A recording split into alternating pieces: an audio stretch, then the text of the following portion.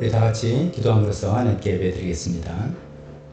오늘아 우리가 주님께 즐거이 노래하자. 우리를 구원하시는 반석을 보고 소리 높여 외치자. 오늘아 우리가 엎드려 경배하자. 우리를 이으신 주님 앞에 무릎을 꿇자. 그는 우리의 하나님이시오. 우리는 그가 기르시는 백성이며 그가 손수 이끄시는 양떼다. 하나님 아버지, 우리가 이런 마음으로 주님 앞에 나왔습니다. 주님 앞에 나와서 즐거이 노래하며 소리쳐 외치며 하나님을 찬양하며 하나님께서 우리에게 주신 구원을 찬양하기 위해서 모였습니다. 주님, 우리가 주님 앞에 무릎 꿇고 경배하며 하나님만이 우리의 목자이시고 아버지이시고 우리 인생의 주인이심을 고백하기 위해서 이렇게 다 모였습니다. 하나님 아버지, 오늘 이런 마음으로 저희가 주님께 드리는 저희 모든 순서에 담긴 저희 마음과 정성과 주님께 대한 사랑을 주님 받아 주시옵소서. 예수님의 이름으로 기도했습니다. 아멘. 다 같이 일어서서 찬송 268장입니다. 죄에서 자유를 얻게 함은 보혈의 능력. 우리 예수님이 죄 없으심은 우리를 구원하시기 위해 하십니다 말씀하시는데, 그 보혈의 능력 우리가 믿으며 찬양하는 찬송을 드리겠습니다.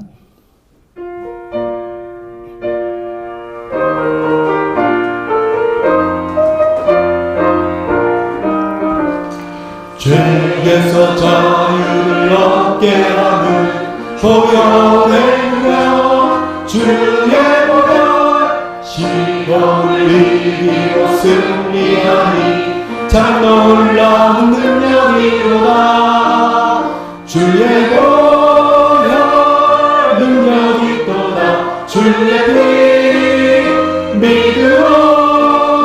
주의 보혈 그 어린 양의 매우기 주의 피로다.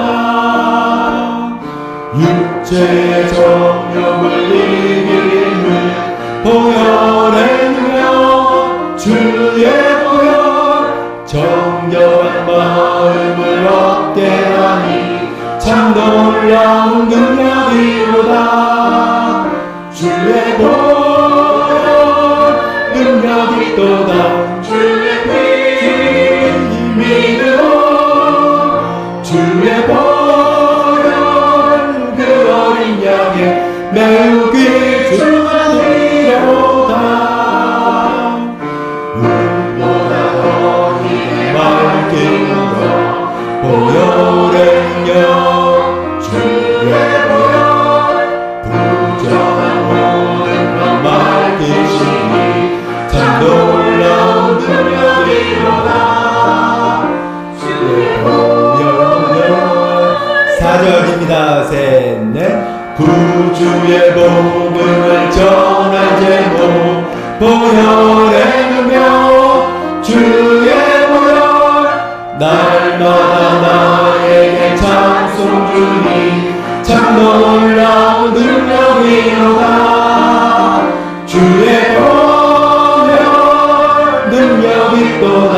주의 피 믿으오. 주의 보혈 그 어린 양의 매우 귀중한 피로다.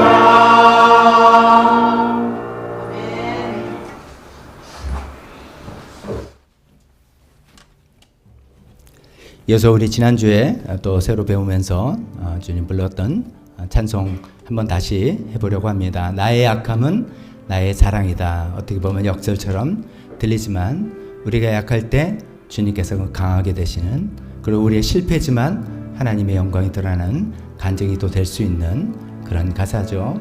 오늘도 지난주일처럼 우리 보컬이 먼저 솔로를 1절 쭉 하고 두 번째 하실 때 같이 함께 해주시면 좋겠습니다. 둘, 셋, 넷.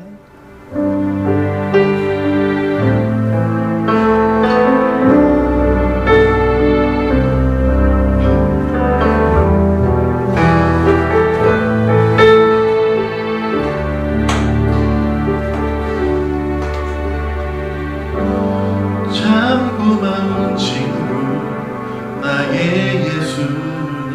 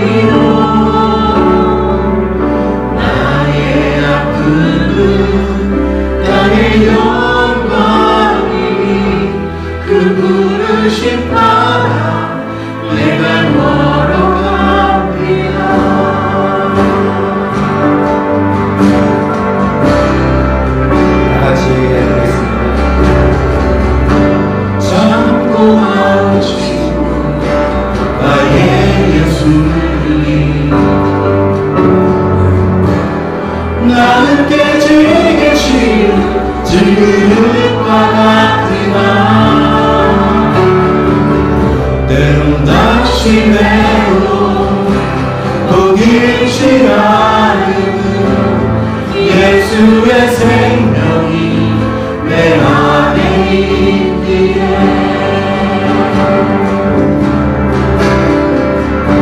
내 삶의 동행자 나의 예수님 나는 기대가 없는 어린 나비 같으나 늘 쓰러지나 다시 일어남도 예수의 생명이 내 안에 있기에 나의 약함은 나의 자랑이요 나의 실패는 나의 간증이요 나의 아픔은 나의 영광이니 그 부르심 따라 내가 걸어갑니다 나의 약함은 다시 한번 나의 약함은 나의 자랑이요 나의 실패는 나의 간증이요 나의 아픔은 나의 영광이니 그 부르심 따라 내가 걸어갑니다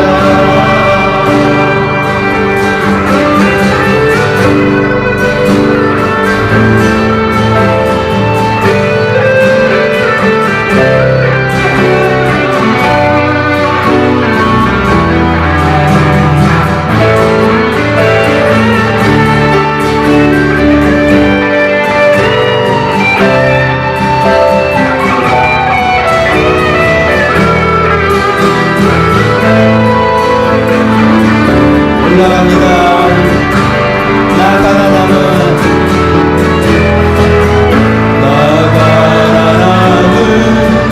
나의 상급이요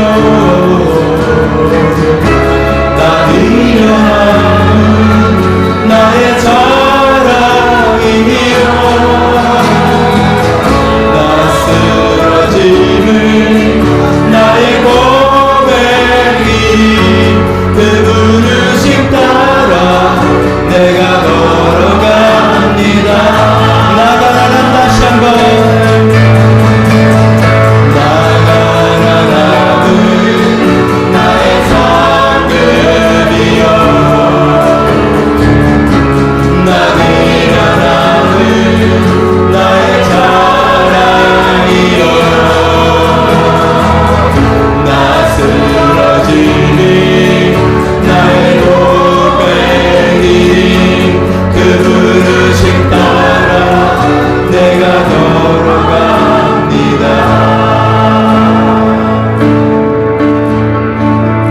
나의 약함은 나의 자랑이요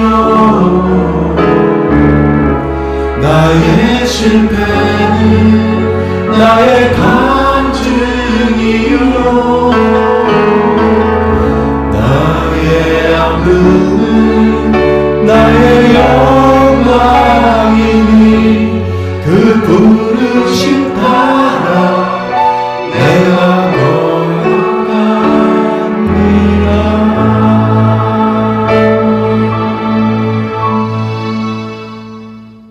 아멘.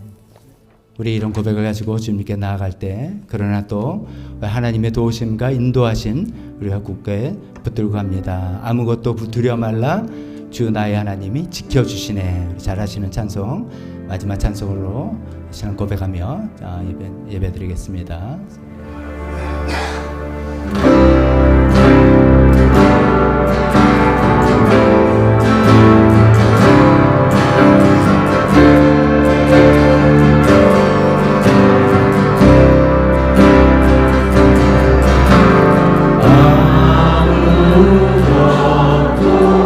두려워 말라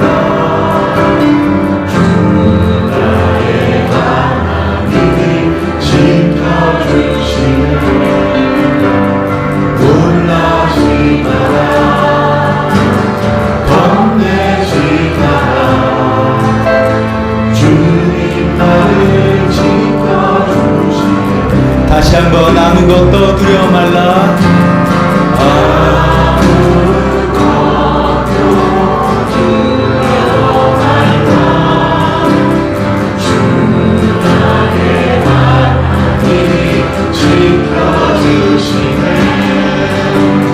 놀라지 마라,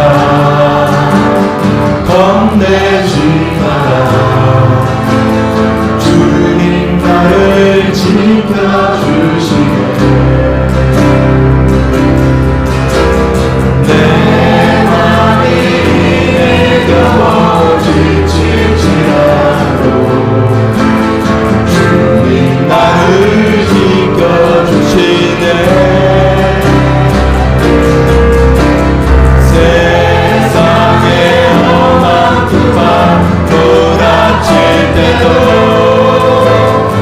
주님 나를 지켜주시네.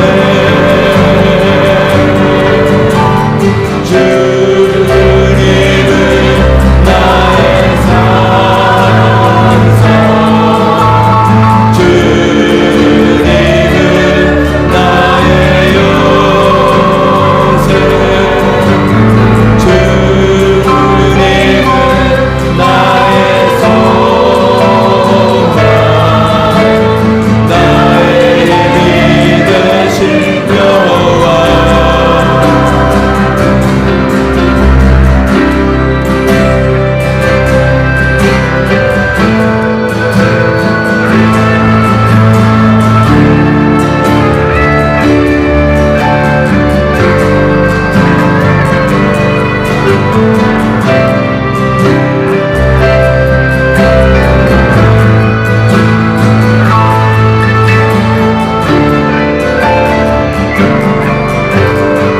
내 맘이 힘에 겨워, 내 맘이 힘에 겨워 지칠지라도 주님 나를 지켜주시네. 세상의 험한 풍파 몰아칠 때도 주님 나를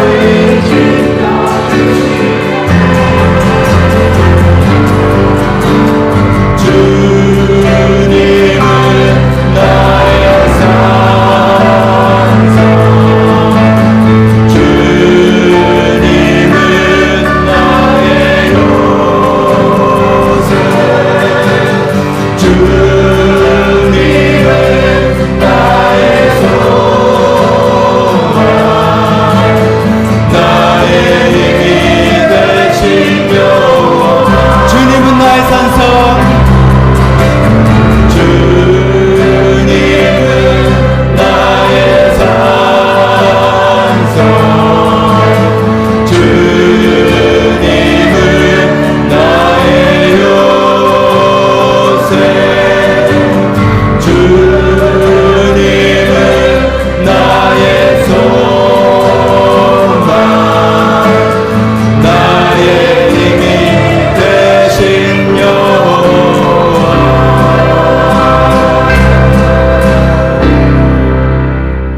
아멘.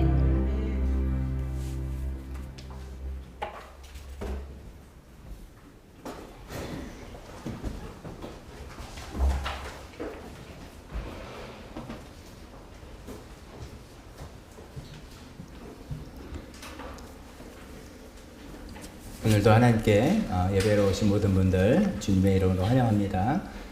미국 가셨던 우리 교회 식구들도 다들 돌아오셔서 반가운 얼굴 했습니다. 저쪽에는 또 제가 처음 뵙는 두 분 계시는데 나중에 인사드리도록 할게요. 네. 교회를 보면서 주보를 보면서 교회 소식 함께 나누도록 하겠습니다.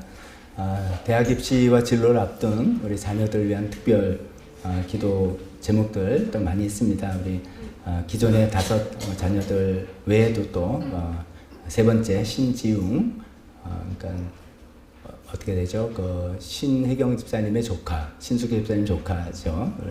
제 교수에 계속 나오는데 신지웅을 위해서 제일 끝에 추선주, 우리 김지훈 집사님이 그 피아노 레슨하고 오는데 아마 교회에서는 자주 본 우리 학생입니다. 위해서도 다 같이 기도해 주시면 좋겠습니다. 계속해서 네팔 시티 미션 교회 라지 목사님 우리 사역을 위해서 또 나라 북한을 위해서 또 하늘금사학교 사역을 위해서 계속해서 기도하겠습니다. 이 시간에 대표 기도 그리고 헌금 시간으로 이어지겠습니다.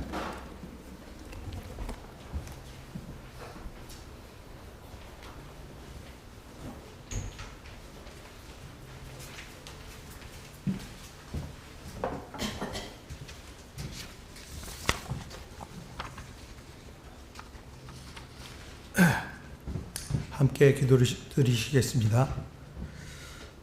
사랑이 많으신 하나님 아버지, 9월 둘째 주 아름다운 주일 오전에 우리의 마음을 하나로 하나님 앞으로 이끌어 주시고 하나님의 예배답게 모여 예배하게 하시니 감사합니다. 이 시간 하나님 앞에 기쁨과 감사함으로 예배를 드리니 천국의 열매를 맺는 자녀들이 되게 하셔서 작은 물들이 모여 바라를 이루과 같이 하나님의 영광이 온 세상에 가득하게 해 주십시오.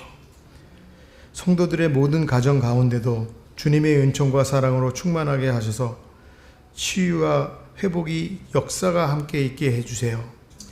말씀 속에 불순종은 하나님에게서 얼굴을 피하고 하나님에게 등을 돌려 하나님의 임재를 떠나는 일입니다.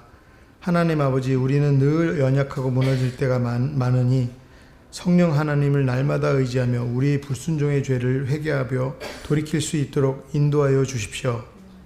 하나님을 향한 본심을 알게 하시고 하나님의 자녀된 우리들이 참된 회개를 하며 하나님의 영광을 위해 살아가는 인생들이 되게 하여 주십시오.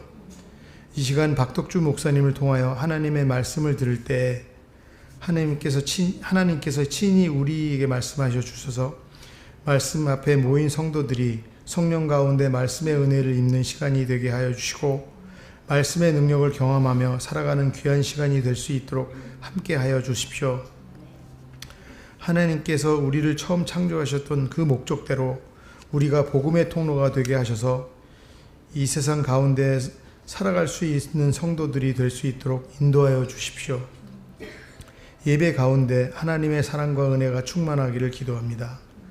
하나님만을 기대하는 마음으로 교회에 나왔으니 오직 하나님만을 바라보게 하시고 하나님의 사랑과 위대한 하심을 경험하는 예배가 되게 해 주십시오.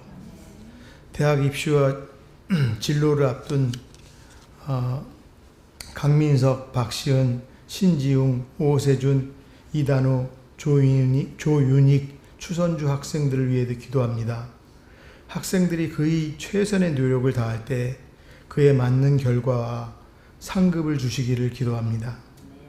네팔의 선교를 위해서 힘쓰시는 라진 목사님과 시티 미션 교회를 위해 기도합니다. 네팔의 척박한 사회, 정치, 종교적 상황이 나아져서 라진 목사님의 선교 활동이 개선되기를 기도합니다.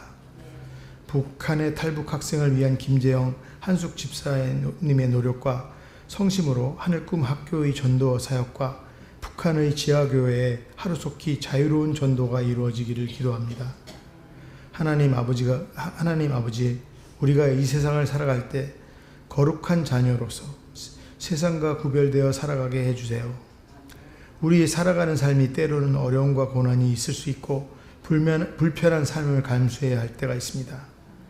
하나님의 자녀로서 잘 감당해내며 하나님의 복을, 하나님의 은혜를 누리며 살 수 있는 감사함으로 오늘도 하나님을 바라보며 말씀하며 살아갈 수 있도록 함께하여 주세요. 이 모든 말씀 예수 그리스도의 이름으로 기도합니다.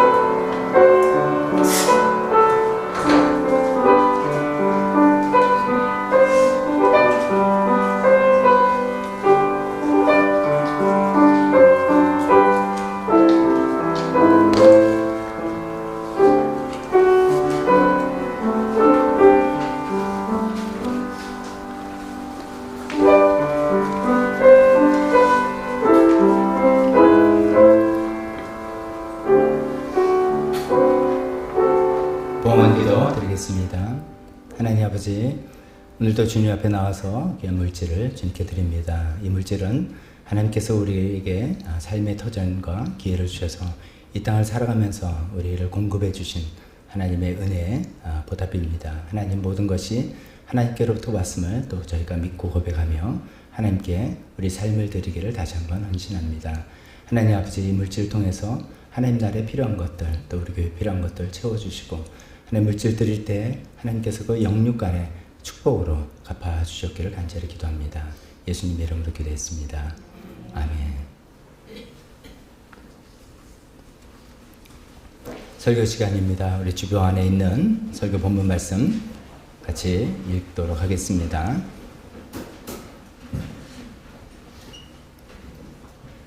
로마서 1장 2절에서 4절의 말씀 같이 읽도록 하겠습니다. 시작.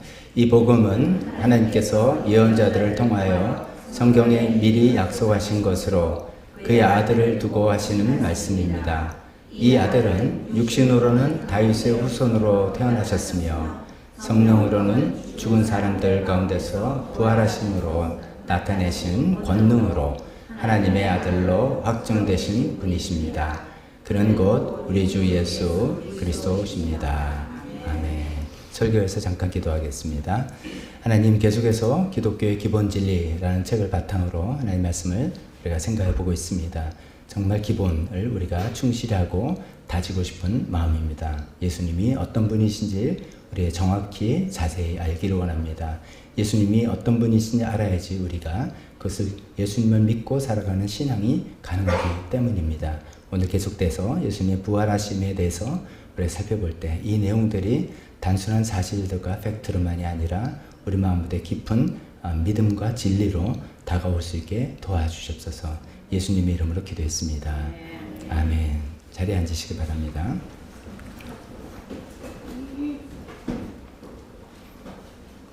오늘이 이제 네 번째로 기독교의 기본 진리라는 존 스토트 목사님의 책을 기반으로 해서 그 뼈대를 그 책을 해가지고 우리가 한 챕터씩 살펴보고 있는 중에 오늘은 이제 네 번째 순서가 됩니다. 예수님은 정말 부활하셨는가라는 내용이 되겠습니다. 먼저 이제 서론격으로 그동안에 우리가 살폈던 내용들 생각해보면 이런 것이죠. 예수님께서 가장 사명이 사랑을 베풀 여러 가지 있겠지만 인간의 죄를 대신해서 죽으심으로써 우리 죄를 용서해 주셨다. 이게 이제 예수님의 가장 큰 미션, 사명이라고 할 수 있는데 그것이 가능하기 위해서는 두 가지 조건이 필요하다는 것을 말씀드렸습니다. 첫 번째 조건은 그렇게 우리를 위해서 대신 죽으신 분은 그냥 한 사람이 돼서는 안 되는 것이죠. 하나님이셔야 되는 겁니다. 그래야지만 한 사람의 죽음을 통해서 시대와 상관없이 또 지역과 상관없이 모든 사람을 구원할 수 있는 그 능력이 되기 때문이죠. 그래서 이제 저희가 2주 전에 예수님이 자기 자신에서 뭐라고 주장했는지 살펴봤습니다. 예수님이 내가 하나님의 아들이고 하나님께서 보내신 사람이다. 그래서 직접적인 주장, 간접적인 주장, 또 기적 같은 행동을 나타내는 주장, 이런 것들을 우리가 살펴보았습니다. 그 다음에 또 한 가지 조건은 그 예수님이 죄가 없으셔야 됩니다. 하나님은 죄가 당연히 없다 이렇게 생각될 수 있지만 또 인간으로 돌아가셨기 때문에 죄가 없으셔야 되는 것이죠. 그분이 죽음이 자기 자신의 죄 때문에 죽은 게 아니라 내가 다른 사람들, 너희들을 위해서 죽는다라는 것이 성립되려면 자신은 죄가 없어야 되는 것이죠. 그래서 이제 지난주에 그런 부분을 우리가 살펴봤습니다. 예수님 자신은 어떤 주장을 하셨는지, 예수님 측근들은, 제자들은 뭐라고 증언했는지, 그 다음에 예수님의 대적자들이 뭐라고 인정을 어떻게 했는지, 그런 것들을 성경을 통해서 살펴보았습니다.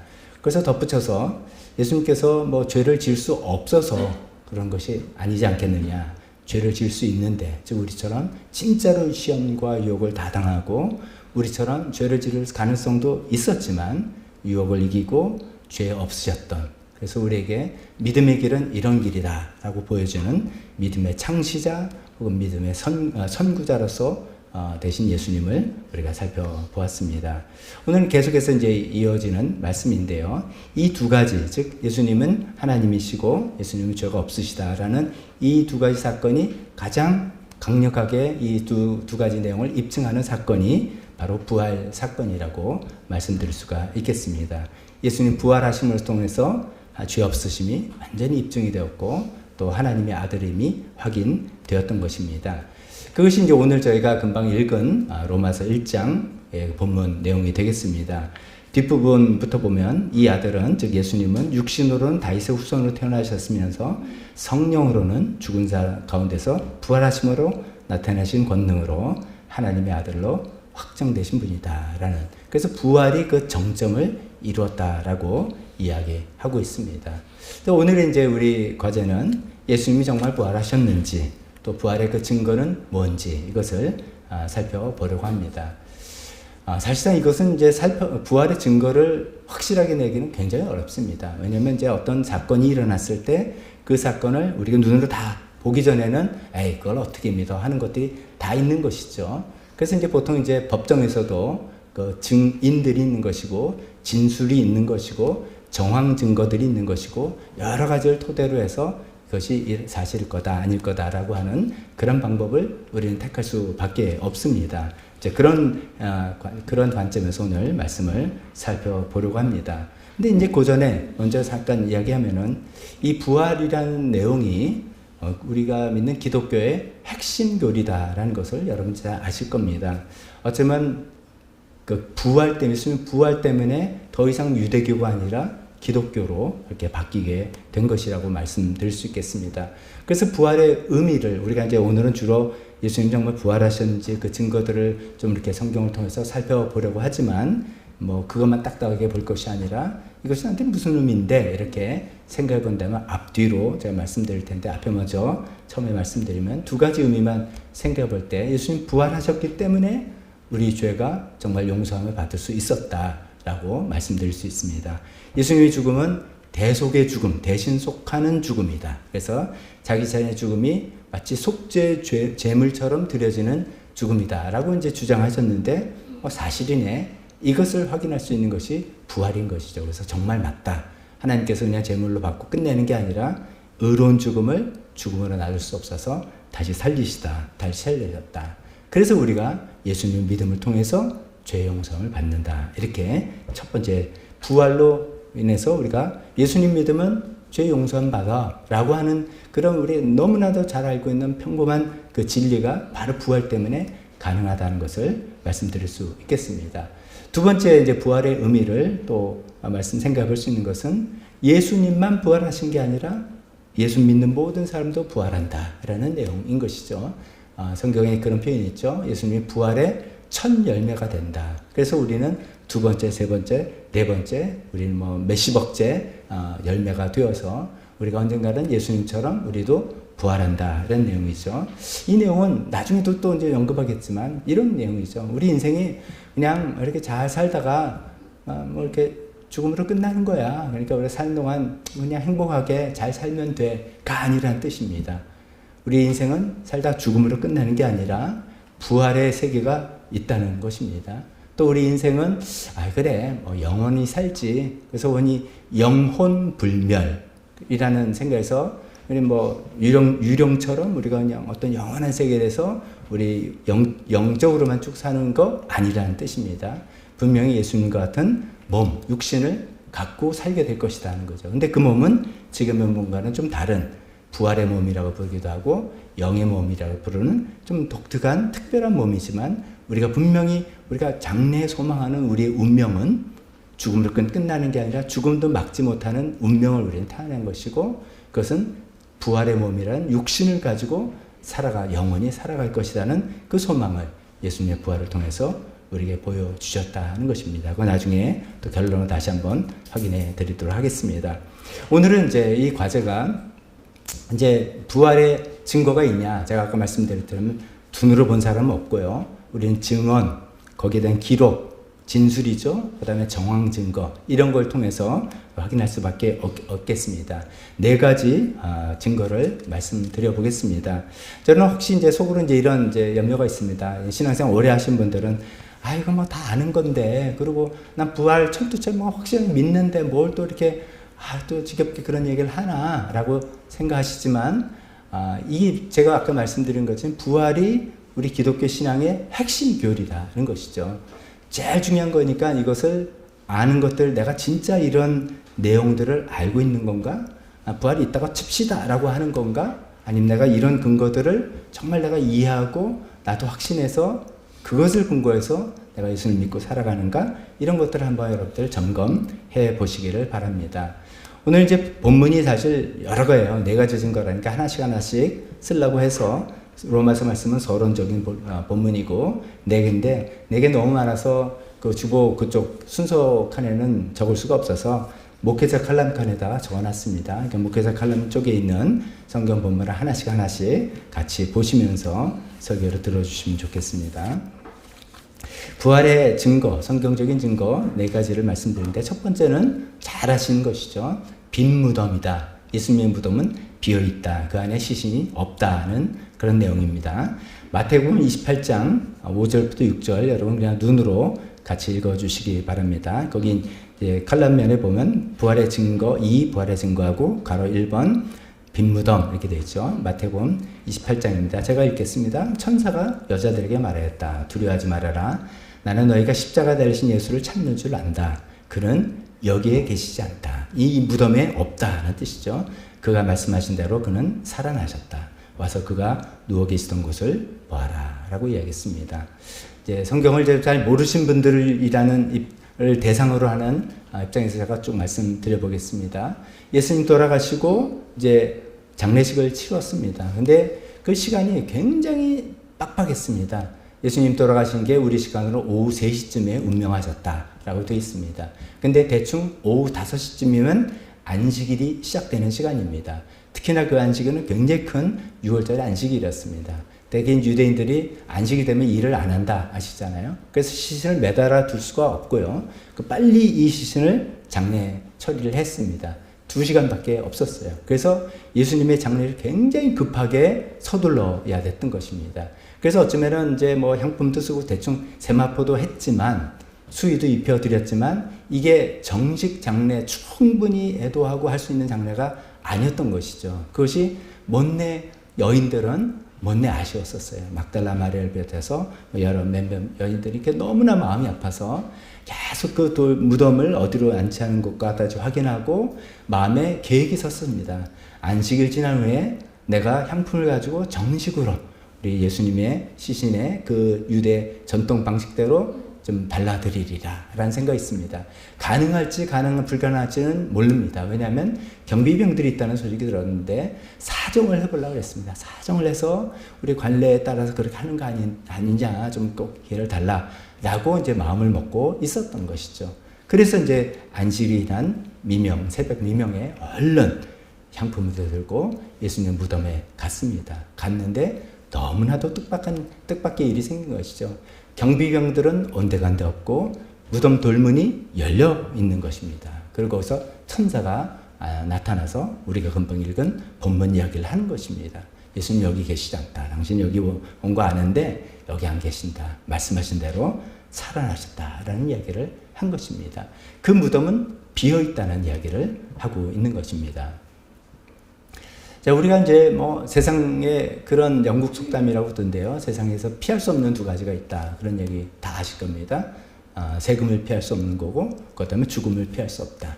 누구나 다 태어나서 살다가 죽게 됩니다. 죽게 되면 다 누구나 다 무덤에 안치를 합니다. 뭐 이제 그렇지 못하는 비극을 겪는 분들도 있겠지만 우리 일반적으로 죽으면 다 무덤에 정성껏 안치를 하죠. 세계적인 종교 지도자들도 다 그렇습니다. 공자의 묘는 저기 산동성 치우라는 곳에 있다고 합니다. 그래서 특히 요새 중국에서 정부에서는 공자의 묘를 굉장히 성대하게 그걸 부각시키고 있다고 들었습니다. 이슬람 종교의 마호메트 묘는 사우디아라비아의 메카라고 아시는 분이 많이 있는데 메디나에 있다고 합니다. 2번째 도시 메디나에 안치되어 있습니다. 석가모니, 불교의 창시자인 석가모니는 죽어서 화장을 했습니다. 그 당시 그 사람들의 관습에 화장을 했더니 그렇게 오래 참선한 사람들은 이제 사리가 나오지 않습니까? 그 사리를 나누어서 안치했습니다. 그것이 탑의 기원이 된 것이죠.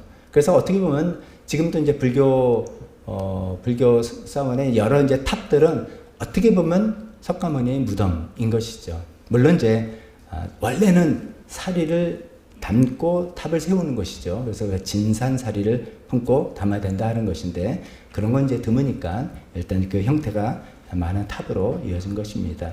그래서 4대 종교, 4대 성인이라고 할 수 있는 그 모든 분들이 다 무덤이 있어요. 그런 무덤을 방문하고 참배하고 기념하고 거기서 성대한 식도 거행을 하는데 예수님의 무덤만은 비어 있다는 것이죠.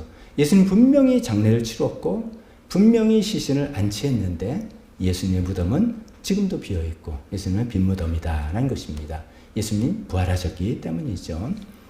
이제 예수님이 빈 무덤에 대해서 이제 그 부활하셨다기 때문이다라고 제가 쓱 말씀드렸는데, 에이 그렇지 말 그게 아니라 다른 이유가 있을 거야라고 생각하는 이제 설명들 몇 가지 있습니다. 빨리 한번 생각해 보겠습니다. 예수님이 부활했기 때문에 빈 무덤이 아니라 첫 번째는 그 여인들이 뭔가 딴 사람 무덤을 찾아간 거야. 이렇게 이제 생각하는 거였습니다. 가긴 갔는데 막 그날 너무 막 혼미백산을 해서 딴 사람 무덤 아주 장례식도 치르지 않은 엉뚱한 무덤을 간 거 아니냐라는 그런 생각을 할 수가 있습니다. 근데 이건 좀 말이 안 되죠. 성경에 보면 여인들이 이미 계획을 다 세우고 있었고 또 여인이 혼자 간 것도 아니고 여러 명이 같이 갔고 나중에 베드로와 요한까지 남자 제자들까지 가서 확인도 했고 등등 했기 때문에 남의 무덤, 엉뚱한 무덤일 수가 없습니다. 두 번째는 그 부활했기 때문에 빈 무덤이 아니라 예수님이 그 사실 돌아가신 게 아니라 기절했다가 혼절해 있다가 서늘한 무덤에서 이제 나중에 깨어나셔서 거기서 어떻게 나오신 거다. 그래서 비어 있다. 이렇게 생각하는 분들도 있습니다. 근데 이게 또 말이 안 됩니다. 그것은 왜냐하면 그 로마의 사형제도를 너무 우리가 우습게 보는 것이죠. 그런 주장은 로마의 그 지난주에도 백부장 이야기 말씀드렸는데 사형 집행하는 전문가입니다. 수많은 사람들을 사형 집행했던 책임자입니다. 자기가 사형 집행해서 죽었다라고 하는데 만약에 죽지 않았다면 굉장한 책임을 자기가 지게 되는 그런 위치에 있습니다. 예수님이 빨리 죽었다, 운명하셨다는 소리를 보고를 했는데 빌라도도 믿기 어려웠어요. 총독도. 그랬더니 이제 백부장이 확인대가 다 했습니다. 그래서 옆구리에 심장에 창으로 찔렀고 다 이렇게 확인했습니다. 그래서 분명히 요즘 마침 이제 우리가 사망하면 의사가 사망 확인서 써주듯이 확인을 한 것이죠. 그래서 이제 무덤에 안치한 것입니다. 그래서 거기서 깨었다가 깨어났다 이렇게 이제 말이 되지 않습니다. 근데 설령 깨어났다 하더라도 그 무덤 구조상 나올 수가 없습니다. 어떤 영화를 보니까 갑자기 영화 제목도 이게 이제 즉흥적으로 하니까 또 생각 안 나요, 요새. 그 관에 다쳐가지고 이렇게 해서 또 빠져나오는 그 어떤 여자 복수극 영화 있는데 그런 구조가 아니고요. 그 석회암 동굴 안에 돌문으로 막았다 하는데 우리가 잘 이해하셨네요. 돌문은 공 모양이 아닙니다. 그래서 안에서 으쌰 밀면은 굴러떠는 공이 아니라 동전 모양입니다. 동전 모양으로 경찰조사 한쪽에서 이렇게 닫은 겁니다. 이 동전을 안에서 이렇게 손잡이도 없는데 열 수가 없는 그런 구조라는 것이죠. 그래서 예수님께서 부활하신 게 아니라 기절했다가 깨어나서 예수님 능력도 있으시니까 어떻게 나온 거야 이런 것이 좀 말이 안 되는 것이죠. 세 번째 이제 예수님 빈 무덤이 부활한 게 아니라 또 다른 이유를 되는 것은 제자들이 와서 예수님의 시신을 그냥 훔쳐갔다라는 그러한 주장입니다. 이것은 이제 성경에 나옵니다. 성경이 이제 분명히 경비견까지 세웠는데 예수님이 시신이 없어졌다. 난리가 났습니다. 그래서 유대 지도자들은 경비병들 사실은 엄중히 문책을 해야 되는데 그럼 이제 일이 더 커지니까 오히려 돈을 주면서 야 너네가 책임 안 물을 테니까 이야기를 만들어라. 제자들이 와가지고서 시신을 훔쳐갔다라고 이야기하라. 라고 소문을 퍼뜨렸다는 이야기죠. 굉장히 어설픈 꼼수라고 볼 수 있습니다. 우리가 이제 객관적으로 성경의 내용들을 좀 그래도 신빙성 있는 믿을 만한 내용이다라는 생각을 가지고 보면 제자들의 행동은 도저히 그럴 수 없는 것을 알 수 있습니다. 예수님께서 십자가에 잡혀서 처형되자 제자들은 절망과 공포에 빠져 있었던 것이죠. 그런데 어느 날 갑자기 뭐가 있어서 순간적으로 이 사람들이 로마 경비경이 지키고 있는 무덤을 쳐들어왔다? 그건 상상할 수가 없는 그런 건 이제 가능성이 별로 없어 보이는 그런 이야기입니다. 또 하나는 오케이 시신을 훔쳐갔다 칩시다. 그 다음에 이 제자들이 길거리 나와서 외친 메시지가 뭡니까? 예수님이 사랑이셨다. 그는 우리에게 용서를 알게 했다. 이게 아니에요. 그들의 첫 메시지는 예수님이 부활하셨다. 이런 겁니다. 이제 그럴 수 있는데, 이제 이게 생각해 봅니다. 사실은 예수님의 시신을 자기네가 여기다 모셔놓고 예수님 돌아가신 거 분명히 알면서 진짜 철면피로, 진짜 어떤 계획적으로 예수님 부활했다는 내용을 말할 수 있을까? 할 수 있어요. 근데 그것을 위해서 목숨까지 걸 수 있을까? 사실은 예수님 시신 자기네가 여기 갖고 있으면서 예수님 다시 살아났습니다라는 것에 대해서 목숨을 걸 수 있을까? 그 가능성은 굉장히 희박한 것이죠. 존 스타트 목사님이 그 이야기를 하면서 이런 문장을 썼어요. 위선자가 순교자가 될 수는 없다. 순교자는 어떤 사람입니까? 어떤 사실에 대해서 확신을 갖고 목숨을 걸 만한 진리라고 알고 있기 때문에 순교까지 하는 것인데, 아니 이 시신 자기네가 갖고 있으면서 무슨 예수님 부활 이렇게 하면서 목숨을 걸 수, 그런 납득이 안 되는 그런 이야기라 말씀입니다. 네 번째로는 부활하셨기 때문이 아니라 제자일동청이 아니라 종교 당국자들이 그 시신을 빼돌렸다. 이런 이제 주장이 있을 수 있습니다. 제자들이 시도할 것 같으니까 나중에 그러면 더 문제가 되니까 아예 미연에 방지하려고 다시 이렇게 빼돌렸다라고 이야기하는데 또 말이 안 되죠. 앞뒤가 안 맞죠. 사도행전으로 넘어가면 아까 말씀드린 것처럼 제자들이 예수님 부활하셨습니다 라는 메시지를 갖고 뭐 사람들이 거기에 호응을 하고 막 많은 사람들이 이제 이게 큰 운동이 됐는데, 정말 당국자들이 예수님 시신을 자기네가 갖고 있었다면 간단합니다. 핍박 같은 거 할 필요 없습니다. 그리고 예수 이름 전하지 마라 말할 필요 없습니다. 그냥 수레에 예수님 시신 딱 안치하고 예루살렘 거리 한 바퀴만 돌면 예수 운동은 다 끝나는 그런 것입니다. 그런데 그렇게 하지 못하고 전전긍긍했던 그런 모습을 볼 때 그것도 아닐 것이다 라는 것이죠. 그래서 뭐 여러 가지 시신이 없는 것에 대해서는 이런저런 이제 생각과 아이디어들이 있지만 다 앞뒤가 안 맞고 말이 안 되는 것이고, 그것은 예수님께서 실제로 부활하셨기 때문에 예수님의 무덤이 비어있다라고 우리가 말할 수 있겠습니다. 예수님의 그 부활에 대한 성경적인 증거 두 번째 거는 무덤이 단순히 비어있는 게 아니라 처음에 최초의 목격자들 말 들어보니까 그 안에 수의, 그러니까 돌아가신 분을 입히는 그 수의가 헝클어지지 않게 고스란히 거기 있었다라는 그런 내용인 것이죠. 이게 이제 가로 2번 헝클어지지 않은 수의에서 요한복음 20장 표현입니다. 여기서 제가 읽을 텐데 여기서 그라고 하는 사람, 그리고 제일 끝에 그 다른 제자라고 하는 사람은 이 글을 기록한 요한 자신입니다. 자기가 먼저 가서 베드로보다 먼저 갔는데 자기는 무덤에 들어가지 않고 이러고 있는데 베드로가 쑥 들어가자 자기도 나중에 따라서 들어가서 그 무덤 안의 모습들을 보고 자기는 예수님 부활을 믿게 되었다라는 그런 내용입니다. 읽어보겠습니다. 그런데 그는 몸을 굽혀서 삼배가 놓여 있는 것을 보았으나, 이 삼배는 우리가 흔히 세마포라고 더 익숙하게 아는 표현이죠.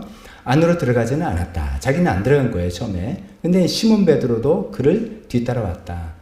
그러면서 그가 무덤 안으로 들어가 보니, 그때 이제 같이 들어간 것이죠. 무덤 안에 들어가 보니 삼배가 놓여있고 예수의 머리를 쌌던 수건은 그 삼배와 함께 놓여있지 않고 한 곳에 따로 객혀 있었다. 그제서야 먼저 무덤에 다다른 그 다른 제자, 즉 요한도 들어가서 보고 믿었다. 여기서 이제 핵심은 보고 믿었다 하는 거예요. 그 상황을 보고 야, 예수님 진짜 부활하셨구나 이렇게 믿게 됐다는 그런 이야기입니다. 자, 먼저 이제 배경 설명을 하면은 이 수의라는 것이 뭐 죄수가 있는 그 죄수복 수의가 아니라 돌아가신 분들을 염습하고 입혀드리는 그런 수의죠. 유대인들은 이제 우리는 뭐 옛날 전통적으로 안동포라든 만동포 좋다 그런 거 있잖아요. 유대인들도 세마포라는 뜻은 아주 가는 마로 지은 천이란 뜻입니다. 그 세마포를 수의로 사용했습니다. 흔히 이제 우리가 여기서 조금 오해가 있는 게, 죽은 나사로 살리는 장면을 우리가 그림을 그리면 나사로가 어떤 모습을 하고 나옵니까? 그 이집트 미라처럼 나와요. 머리서부터 붕대로 통통 발목까지 감고 나오는데, 그건 조금 이제 오류입니다. 만약에 그렇게 묶었으면 어떻게 나오겠습니까? 걸어 나올 수 있겠습니까? 뭐 강시처럼 뛰어 나오겠습니까? 그건 아니란 말이죠. 그건 이제 유대인의 장례법이고 이스라엘에서는 그렇지 않습니다. 대개 이제 사람이 죽으면 이제 우리랑 그 비슷한 것들이 있죠. 손발을 이제 두 손을 묶고 몸통에 고정을 하고 발목 묶고 고정하고 이래야지 이제 시신을 움직일 수 이동할 수 있기 때문입니다. 그렇게 해서 손발을 고정시키고 그 위에 세마포로 이제 싸게 됩니다. 예수님 같은 경우는 다른 사람들이라면 죽을 때 어떤 옷을 입고 있었으니까 좀 경우가 다른데 예수님은 옷을 십자가에서 다 뺏겼다는 걸 군병들이 나눠 갖고 했던 거 알지 않습니까? 예수님은 옷이 없었어요. 그러니까 이제 완전히 맨몸 위에 세마포로 싸게 된 것이죠. 이 세마포로 이제 정확히 근데 둘둘 말아 쌌는지 중간중간을 묶었는지 그건 정확하지는 않는 것 같습니다. 근데 이제 분명한 거는 나중에 요한복음을 보면 니고데모가 예수님을 찾아왔던 그 니고데모가 장례를 쓰라고 100근이나 되는 모략과 침향을 갖고 왔다. 이렇게 되어 있습니다. 이제 이 100근이 우리가 쓰는 100근이 아니라 유대 단위의 리트라라는 100근이어서 우리로 따지면 30kg쯤 돼요. 그 꽤 되는 것이죠. 모략은 이게 향내가 나는 어떤 그게 향수의 재료가 되는 그런 것이죠. 그리고 침향이라고 하는 것은 우리가 잘 아는 알로에입니다. 끈적끈적한 겁니다. 그러니까 알로에다가 침향에다 모략을 섞어서 끈적끈적한 그런 것 냄새 좋은 것을 세마포에 잘 발라서 세마포로 시신을 싸는 게 그들의 장례법인 것이죠. 왜 그 향기 나는 그런 걸 싸느냐 하면은 그 무덤 안에 안치시키면 이제 부패가 되기 시작할 거 아닙니까? 훨씬 굉장히 더운 곳이니까. 근데 이제 그러고 이제 문 닫으면 끝나는 게 아니라 일반적으로는 우리처럼 한 3일장을 치르는데 3일 동안 가족들이 왔다 갔다 하는 거예요. 근데 이제 그런 향품 처리를 하지 않으면 굉장히 냄새가 역하겠죠. 그래서 이제 얼마나 그럼 괴롭겠습니까? 돌아가신 것도 아까운데 뭐 안타까운데 그 안에 막 시신 썩는 냄새가 나면 그건 너무 괴롭죠. 그래서 그것을 방지하기 위해서 좋은 향내가 나게끔 그렇게 모략과 향품 같은 걸 써서 그렇게 시신을 처리를 하는 것입니다. 여기 이제 머리를 쌌던 수건이라는 표현도 우리가 눈여겨 봅니다. 이게 사실 저도 여러 가지를 찾고 여러 가지 알았는데 딱 정확한 통일된 의견들이 없어요. 이런저런 워낙 옛날 일이라서 또 장례법 방법도 여러 가지 있어서 그런 건데요. 이 머리에 쌌던 수건이 이제 우리가 이제 가족을 먼저 보내실 분들 다 아시죠. 염습할 때 세마포 수의를 입히고 머리를 싸죠. 저는 개인적으로 그거 싫어합니다. 왜냐하면 저는 이제 저희 아버님이랑 그래서 얘기했어요.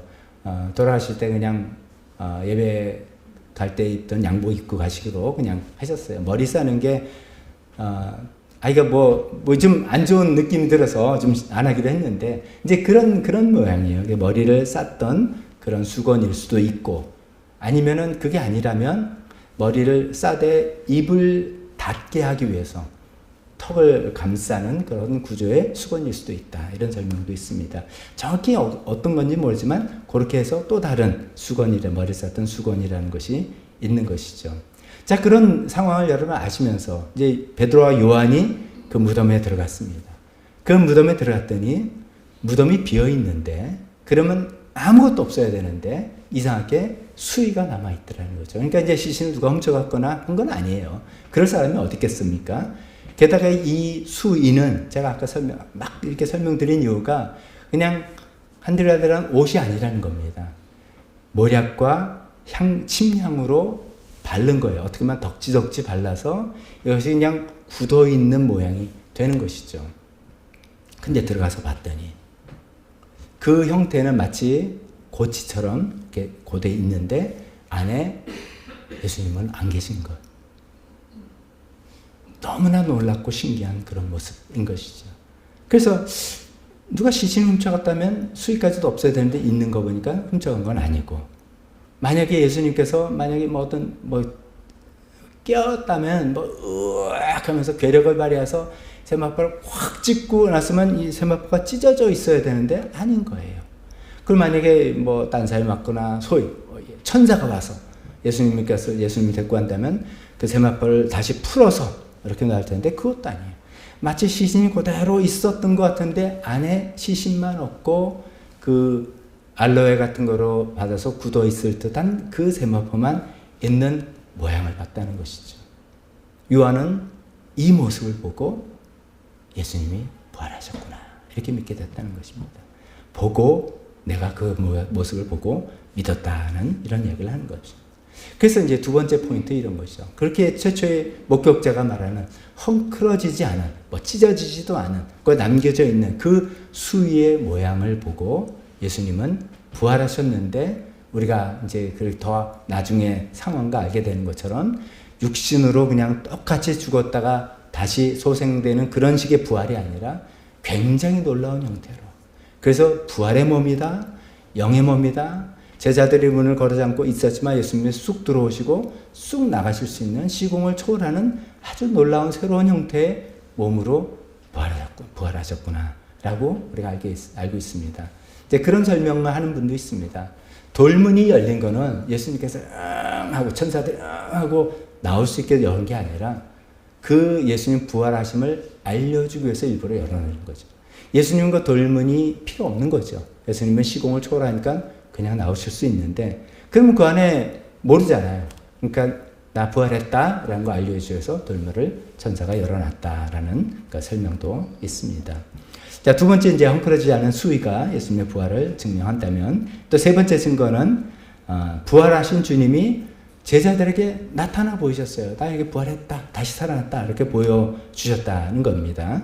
한 군데 마가복음 16장 제가 읽겠습니다. 그 뒤에 11제자가, 왜 11제자일까요? 12제자였지만 가룟 유다는 예수님 배신하고 자책감에 자살하고 없죠. 11제자가 음식을 먹을 때 예수께서는 그들에게 나타나셔서 그들이 믿음이 없고 마음이 무딘 것을 꾸짖으셨다.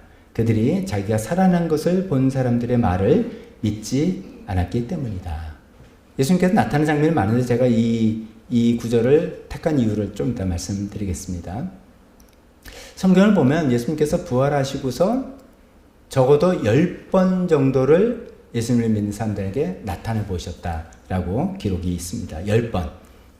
빨리 따져보면 막달라 마리아에게 먼저 나타났고, 그 향품을 갖고 오는 여인들에게 나타나셨고, 베드로에게 나타나셨고, 어떤 정황인지 설명은 없습니다. 그 다음에 엠마오로 가는 두 제자들에게 나타나셨고, 그 다음에 지금 도마 없는 다락방에서 요 상황 말고 도마가 없을 때 10명만 있을 때 나타나셨고, 그 다음에 도마가 있을 때 11명 있을 때 나타나셨고, 고린전서 보니까 500 형제들 앞에서 나타나셨다. 참 신비로운 이야기입니다. 그리고 그 중에 예수님의 동생, 육신의 동생 야고보에게도 나타나 보이셨고, 그 다음에 요한복음 제일 뒤에 에휴 그래도 낙심하고 난 물고기나 잡으렸다 하는 제자들에게 나타나셨고, 마지막으로는 승천하실 때 많은 사람들에게 나타나 보이셨죠. 그래서 이제 10번입니다.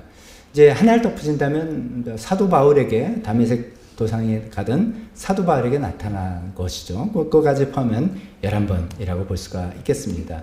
그래서 예수님께서 이제 부활하신 몸을 이렇게 많이 보이셨어요. 몰래 부활하신 게 아니라 보이셨습니다. 자, 근데 이제 부활했다는 그 사람들의 기록과 증언들인데 이걸 어떻게 확실히 믿을 수 있느냐? 안 믿으려면 다 안 믿는 거죠. 이제 그런데 저는 그들의 증언이 신빙성이 있다라는 것을, 이제 이게 신앙의 차원이 아니라 아까 말씀드린 것처럼 법정 차원에서, 법정 판결 차원에서 한번 이렇게 생각해 보는 겁니다. 그들이 내가 예수님 부활한 걸 보고 너무 반가워서, 너무 기뻐서 믿었다. 이렇게 썼으면 오히려 이거 좀 짜고 치는 거 아니야? 이런 생각이 들 수가 있습니다. 근데 한결같이 이들의 증언은 뭐냐면 예수님 부활하시는 걸 봤는데 믿겨지지가 않았다. 사실 한 번도 상상을 못한 일이니까 믿겨지지가 않았다. 그래서 오늘 제가 이제 본문을 삼은 마가복음 16장이 뭐냐면 예수님께서 답답하셔가지고 오히려 꾸중했다는 거잖아요.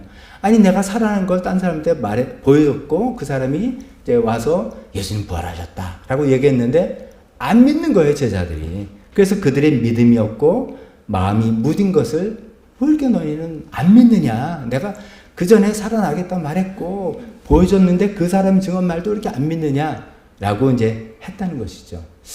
이거는 오히려 신빙성이 있어요. 정말 이렇게 맹목적으로 믿는 사람들 있잖아요. 뭐라도 팥으로 매주를 썬다도 난 믿어. 이렇게 곤란하죠. 근데 이게 팥으로 쓴 거야, 콩으로 쓴 거야. 다 따져보고 진짜 마트에서 산 거야, 당신이 쓴 거야. 이거 따져보는 사람들이 말한 거라면 신빙성이 돼 있는 것이죠. 제자들의 증언이 그런 거 비슷한 거예요. 믿겨지지가 않았어요, 처음에. 믿을 수가 없었어요. 근데 맞구나. 확인해가지고 내가 부활하신 예수님을 봤다라고 이야기하는 사람들의 증언이라는 것입니다. 또 이런 것도 있습니다. 이제 복음서가 4가지잖아요. 마태에서 요한복음. 예수님께서 부활하신 기록들이 다 이제 마태복음, 마가복음 다 있는데 여러분 한번 뭐 시간이 나시고 나 오늘 너무 심심해. 그러면은 한번 이렇게 해보세요. 거기 나오는 부활의 내용들을 한번 다 적어보세요. 다 비교해보세요. 뭐가 안 맞아요. 안 맞아 떨어져요. 이런 겁니다. 향품을 들고 간 여인이 몇 명인지. 누구는 한 명이 혼자 갔다. 막달라 마리아 혼자 갔다 그러고. 누구는 둘이 갔다 그러고. 누구는 여럿이 갔다 그러고. 거기 가서 또 천사를 봤다는데 천사가 누구는 한 명이라고 그러고. 누구는 천사가 2명이라고 그러고. 또 누구는 무덤에서 비어있는 거 보고 왔다 그러고. 누구는 거기서 예수님을 봤다 그러고. 누구는 예수님이 나한테 말까지 했다 그러고. 다 달라요. 다 달라요. 그래서 이제 어떻게 보면 이게 서로 안 맞는 건데 그걸 어떻게 믿어? 라고 하는 건데 사실 또 보면 그렇기 때문에 믿을 수 있다라고 좀 말씀드리고 싶습니다. 또 이런 건 이런 거죠. 어떤 충격적인 사건을 우리가 경험하면 어떤 사건에 줄거리는 여러 사람이 충격적인 사건을 경험했어요. 예를 들어 끔찍하지만 자동차가 둘이 부딪혀가지고 이렇게 사건이 났다면 그걸 5명이 목격했다면은 대충 이야기는 맞을 겁니다. 근데 한 사람 물어보면 한 사람은 누구는 그때 하얀 차고 빨간 차 부딪혔다는데 누구는 아니야 하얀 차고 파란 차야 라고 말하는 사람들 있을 수 있고요. 앰뷸런스가 금방 왔다는 사람이 있고 아니야 내가 전화해서 앰뷸런스 온 거야. 각자 디테일은 다릅니다. 그건 당연한 일이라고 합니다. 이거는 성경에 나오는 이야기만이 아니라 다 그렇답니다. 핵심은 똑같은데 디테일은 각자 자기가 이해하는 방식으로 좀 다르게 기억을 하는 것이죠. 근데 성경이 오히려 신빙성이 있다는 것은 그것을 그냥 그대로 적은 거예요. 나는 내가 기억한 대로 적은 거예요. 나는 혼자 갔다라고 적은 거고, 나는 둘이 갔었다라고 적은 거고, 나는 예수님이랑 이야기도 했다 적은 거고, 나는 그냥 보고만 왔다 적은 거예요. 이게 만약에 이제 조작이라고 생각하면 성경을 이렇게 놔두면 안 됩니다. 성경이 정경화되는 과정에서 이제 처음에 기록이 이거 하는 과정에서 가면서 봐. 이렇게 되면 말이 안 맞잖아. 이렇게 되면 이거 누가 믿겠니? 안 돼. 손을 보자. 그래서 성경 편찬위원회를 만들어서 이거를 매끈하게 다 맞아떨어져게 다 고쳤을 것입니다. 그런데 성경은 그렇지 않았어요. 이거는 나의 순수한 증언이다 라는 그대로 놔뒀어요. 그 디테일은 조금 다르지만 알맹이는 다 똑같은 거예요. 예수님께서 다시 살아 부활하셨고 어떻게 하셨고 하는 알맹이가 똑같다는 것이죠. 그래서 오히려 이런 기록들이 더 신빙성이 있어 보인다라고 말씀드릴 수 있습니다. 그래서 예수님께서 10번 나타나시고 11번 나타나신 이 나타나신 그 사람들의 증언과 기록들이 굉장히 신빙성이 있다라고 말씀드리겠습니다. 마지막 4번째 예수님께서 부활하셨다는 증거는 제자들의 놀라운 변화라는 것이죠. 자, 4번째 하기 전에는 기억하십니까? 첫 번째 뭐라 그랬죠, 제가? 첫 번째 증거가 무덤이 비어있더라, 빈 무덤. 2번째는 수위가 막 흐트러져 있더라. 없어지거나 찢어지거나 그게 아주 고스란히 있더라. 3번째는 예수님이 나타나 보이셨다. 10번 정도나 나타나 보셨고 그 증언들이 꽤 믿을만한 신빙성이 있다는 것입니다. 4번째는 예수님의 제자들의 놀라운 변화가 일어났다는 것입니다. 사도행전 2장 말씀입니다. 이 사도행전 2장 말씀은 복음서에 있던 제자들과는 완전히 딴판이 된 사람을 우리가 여기서 보게 됩니다. 베드로가 첫 번째 설교를 이렇게 하는 겁니다. 이 예수를 하나님께서 살리셨다. 제가 아까 말씀드렸죠. 제자들의 첫 번째 메시지가 예수님의 사랑이었다, 용서였다 이런 게 아니라 어떤 추상적인 어떤 개념이 아니라 사건을 이야기했습니다. 예수님은 다시 살아나셨다는 이야기를 했다고 말씀드렸습니다. 그리고 우리는 모두 이 일의 증인입니다. 라고 하면서 하나님께서는 이 예수를 높이 올리셔서 자기 오른편에 앉으셨습니다. 승천을 이야기하는 거죠. 그는 아버지로부터 약속하신 성령을 받아서 우리에게 부어주셨습니다. 그래서 그 성령에 우리가 충만함을 받아서 지금 이렇게 방언도 하는 것이고 담대하게 이야기하는 것이다 라는 이야기를 하고 있습니다. 아까도 말씀드렸지만 예수님의 제자들은 예수님이 처형되고 난 다음에 공포와 절망 가운데 빠져 있었습니다. 안 그렇겠습니까? 뭐 대통령 선거 한다고 칩시다. 양쪽 후보가 뭐 비등비등한데 전부 다 올인해서 대선 캠페인을 쳤을 겁니다. 근데 아슬아슬하게 졌다. 그러면 패배한 쪽의 그 선거 캠페인은 얼마나 낙심돼요. 뭐 거기에 내가 돈도 투자했을 것이고 시간도 다 쓰는데 그 절망. 근데 뭐 그 다음에 또 대선 후보 나오면 되지 이렇게 되는 거지만 이 제자들 케이스는 그게 아니에요. 따르던 스승이 돌아가셨어요. 끝났어요. 그러니까 절망, 그 다음엔 우리를 체포할 거다라는 두려움, 공포 이게 가득 차 있었는데 지금 우리가 보는 이 사도행전의 모습은 전혀 딴판인 사람이 된 거예요. 이 설교를 예루살렘, 예수님을 처형한 그 예루살렘에서 지금 공개적으로 이야기하는 것이죠. 어떻게 해서 이런 사람들이 이렇게 변했나? 그 자기가 뭐라 합니까? 성령 때문에 이렇게 됐다. 성령님의 감동을 받고 이렇게 됐다. 충만함을 받고 이렇게 됐다. 라고 했는데 그 성령님은 예수님께서 부활하고 승천하셔서 예수님께서 보내주신 성령이라고 이야기하고 있는 것이잖아요. 예수님께서 이미 일찍 그렇게 약속도 하셨습니다. 내가 가지만 내가 아버지께 또 다른 보혜사를 너에게 보내주라고 요청하겠다. 근데 그 성령이 오셔서 이렇게 변한 것이죠. 이 제자들이 이렇게 변한 내용들, 베드로는 이제 개인적으로 좀 빨리빨리 살펴보는 거죠. 베드로는 예수님이 3번이나 부인했던 그런 사람이 지금은 내 목숨을 가져가도 좋다. 나는 예수님의 부활한 것을 난 증언하겠다라고 하는 사람이죠. 그 성경에는 나오지 않지만 그 유명한 베드로의 마지막 스토리잖아요. 쿼바디스 거잖아요.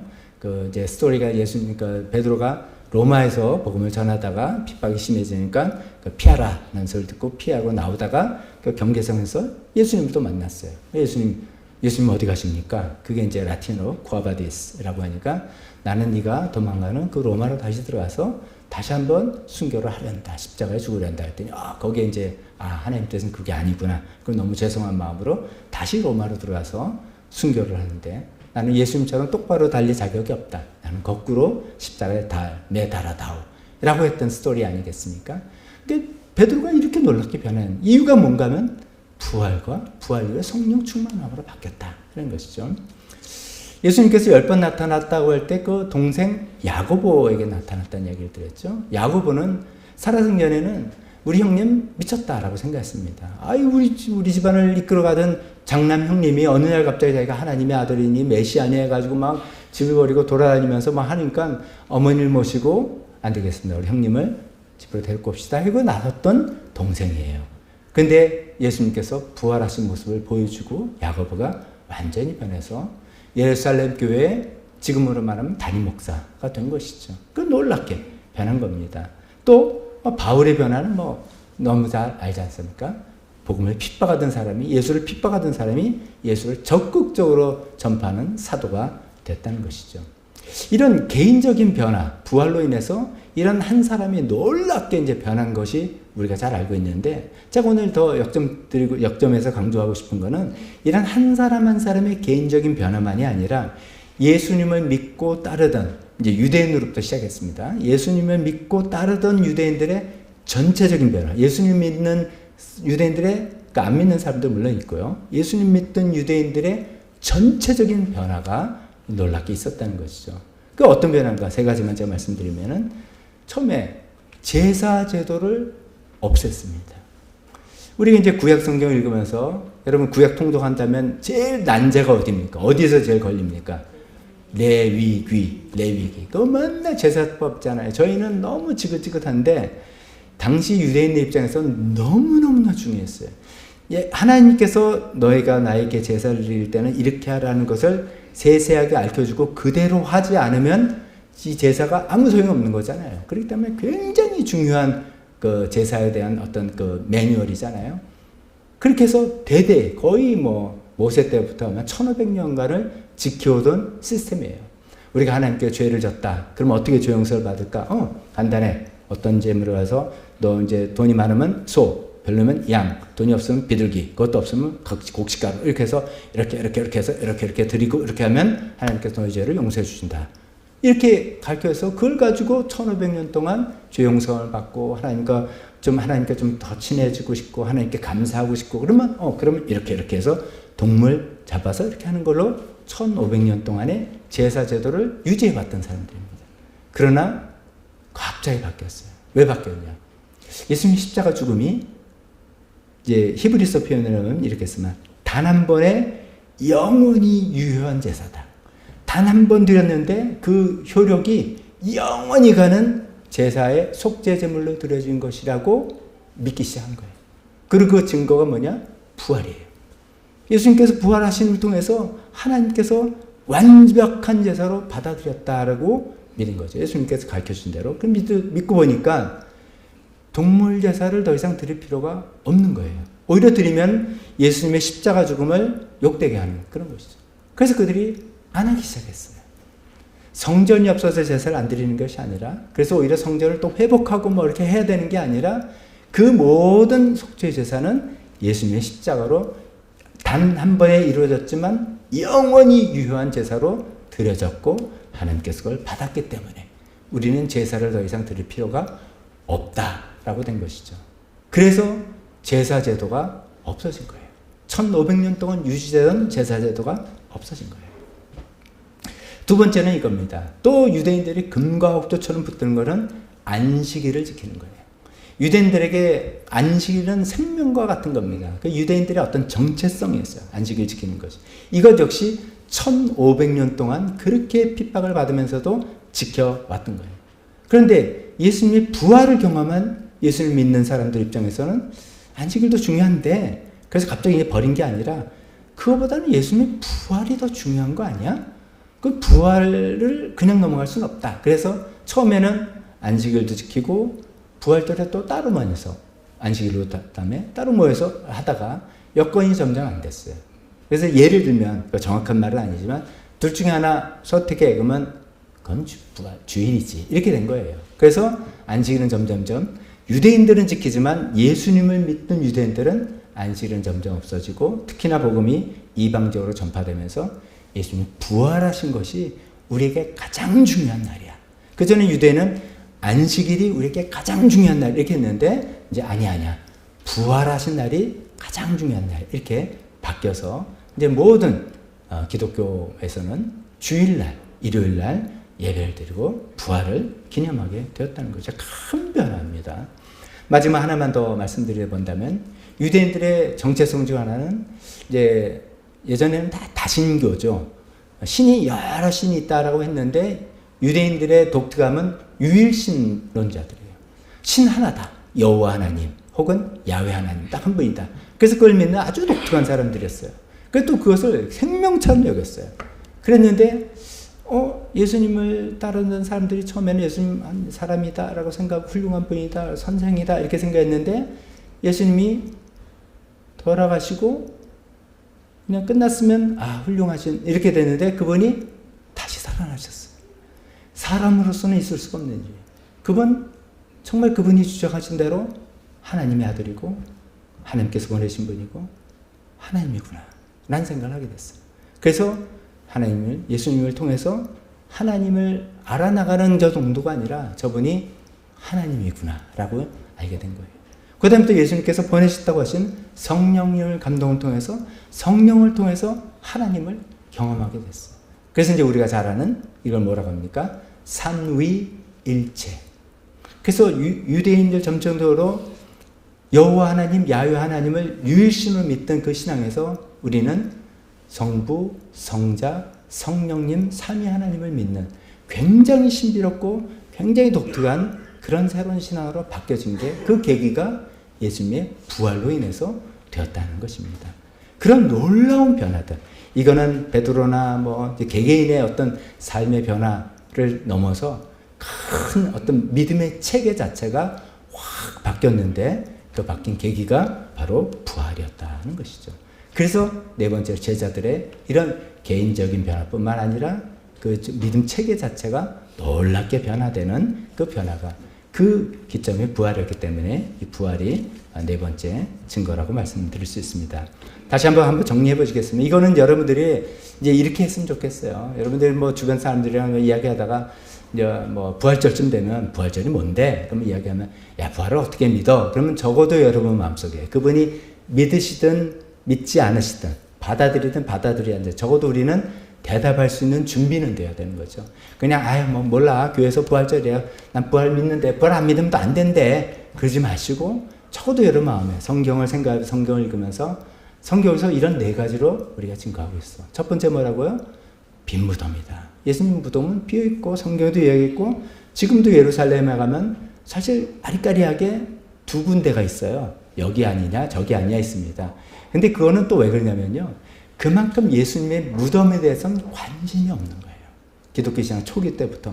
왜냐면 예수님 부활을 살아나신 분이기 때문에 그게 아니었다면 이게 또 증거가 됩니다만 그게 아니었다면 무덤을 어떻게 모르겠습니까? 여기를 성역화해야 되는데 예수님 무덤에 애초에 관심이 없었어요. 그래서 좀 아이러니컬하게 예루살렘에 가면 저희가 갔던 곳이 있어요. 그 한 군데 있는데 그거 말고 또 여기다라고 주장하는 또 딴 곳이 있어요.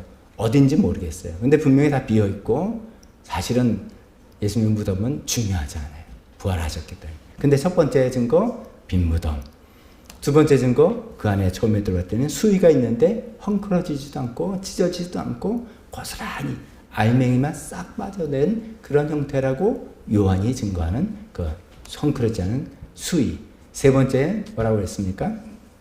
부활하신 예수님이 제자들에게 나타나 보이셨다. 적어도 10번 나타나 보이셨고 그들의 증인이 좀 그럴듯한 게 맹목적으로 믿고 그걸 받아들인 게 아니라 회의적으로 처음엔 믿지 않았는데도 결국 그것을 믿게 되었다는 그런 그 기록들이 더 신빙성을 갖게 합니다. 네 번째는 제자들의 놀라운 변화. 개인적인 변화가 뿐만이 아니라 전체적인 변화가 돼서 완전히 그것으로 인해서 기독교가 시작되었다라는 그런 변화입니다.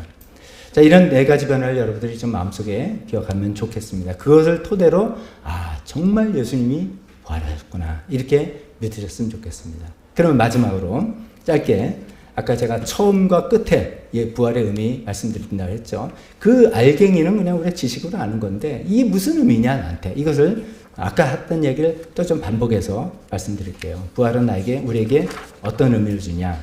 첫 번째는 정말로 우리를 예수님의 믿음을 통해서 회개하고 믿음을 통해서 죄 용서함을 받는다. 죄 사함을 얻게 된다. 이런 것입니다. 여러분 요새 누가 사람을 죽였는데 내가 사람을 죽였는데 제가 검사 앞에 가서 정말 잘못했습니다. 정말 제가 이거는 정말 잘못했다고 제가 인정합니다. 그러면 그 말 듣고 진심이야? 진심이다. 눈물 흘리고 막 그러면 당신 없던 걸로 해줄게. 그런 경우 있습니까? 아니면 제가 누구한테 100억을 빌렸어요. 꼭 갚을게 했는데 안 되는 거예요, 형편이. 그래가지고 막 찾아가가지고 막 독촉하는데 찾아가지고 내가 정말 갚으려고 하는데 내가 나쁜 놈이 아니라 정말 갚으려고 하는데 형편이 안 되는데 좀 어떻게 좀 사정을 좀 봐주면 안 되겠냐. 눈물 콧물 흘리면서 얘기했을 때 그 사람이 당신 진심으로 이렇게 미안해하는 것 같으니까 없던 걸로 합시다. 아유, 그런 사람 만나면 얼마나 좋겠습니까? 세상에서 그런 일이 없습니다. 죄, 벌, 공정하게 이루어져야지 그게 공정한 사회라고 하는 것입니다. 그런데 놀라운 일이 일어나는 것이죠. 우리는 하나님 앞에 죄인입니다.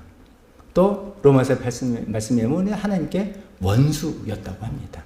그런데 그러면 이제 보통 뭐냐면 우리 지금 말하면 엄청난 벌금을 내든가 아니면 감옥소리 가서 뭐 이렇게 사면 없는 무기징역을 하든가 요새 말로 뭐 하든지 뭐 그렇게 돼야 될 텐데 그런 게 아니라 진심으로 살면서 누치고 용서를 구하는 거예요. 진심으로 회개하고 용서를 구하는. 회개하는 것이 어떤 복채를 내고 돈을 드리고 어떤 알겠습니다. 이거 용서 받기 위해서 제가 성경을 요한계시록부터 거꾸로 다 외울게요. 라든지 아니면 1년 동안 온 세계에 나가서 자원봉사하면서 구제사와 받게요. 이런 어떤 나의 행위와 노력 이런 게 아니라 마음의 진심으로 하나님 저는 죄인입니다. 저를 용서해 주세요. 이렇게 말로 진심을 다해서 말로 했는데 용서가 되는 거예요. 그런 놀라운 일이 일어났다는 것입니다. 그 놀라운 일이 예수님의 부활을 통해서 일어난 것입니다. 그 놀라운 일이 예수님의 그 죽음이 진짜 우리를 위해서 대신 죽으신 의로우신 죽음이었다는 것을 입증하는 사건입니다. 그래서 하나님께서 그 의로우신 죽음을 받으시고 예수님께서 아까 말씀드렸죠. 한 번 드려진 제사지만 그 효력이 영원한 제사 제물로 받아들였다는 증거로 예수님 부활하셔서 이제는 우리가 돈을 갚아내거나 깜빵을 가거나 뭘 어떻게 하거나 해서가 아니라 마음으로 진심으로 내가 죄인입니다. 하나님께 고백하고 예수님의 이름을 기도할 때 하나님께서 우리 죄를 용서하실 수 있는 길이 열린 거고 우리는 그 용서를 받게 되는 놀라운 소식이 우리에게 주어진 것입니다. 그래서 이 부활로 인해서 기독교가 탄생했다 해도 과언이 아닌 것입니다. 두 번째로 아까도 말씀드렸죠. 예수님만 부활하는 게 아니라 우리도 부활한다. 예수님 부활의 첫 열매가 되면서 우리는 그 다음에 열매가 된다. 이것은 우리 인생관을 바꾸는 일입니다.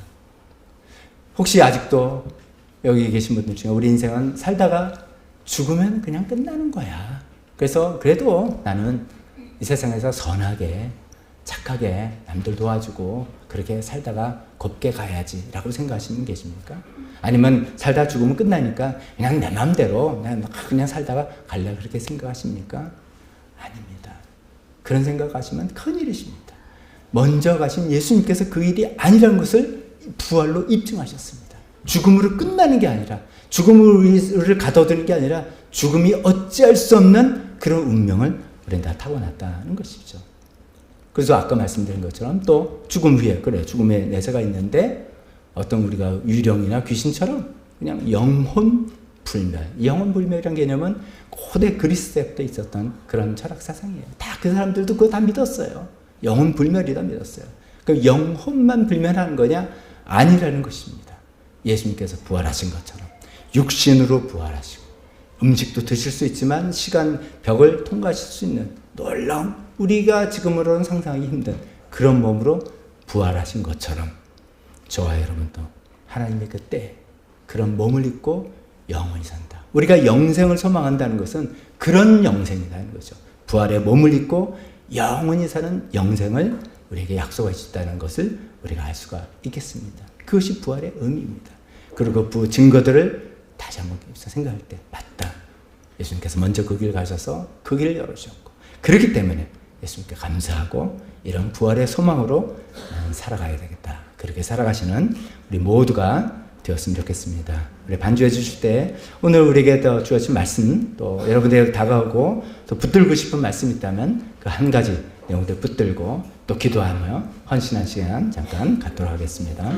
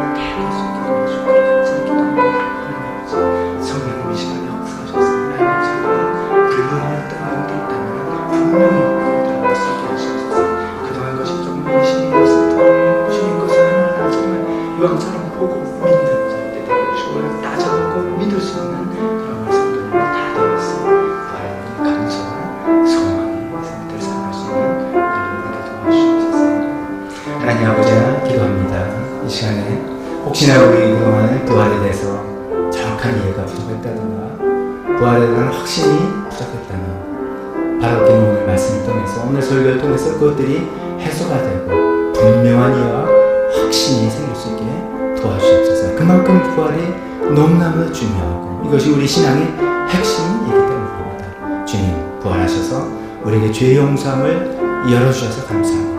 또 부활을 통해서 우리가 영원히 어떻게 살아가는 존재인지 보여주셔서 감사합니다. 그런 소망으로 살아가는 저희가 되기를 다시 한번 헌신합니다. 우리 이 시간에 다 같이 일어서서 헌신 찬송 엎드리시면서 헌신 찬송 부르고 축복을 마치겠습니다. 주거 뒤편에 가사가 있습니다. 우리 대통령 잠깐 외워보려고 이럴 수 있으면 좋겠습니다. 주님 한 분만으로 내 영혼 만족하네.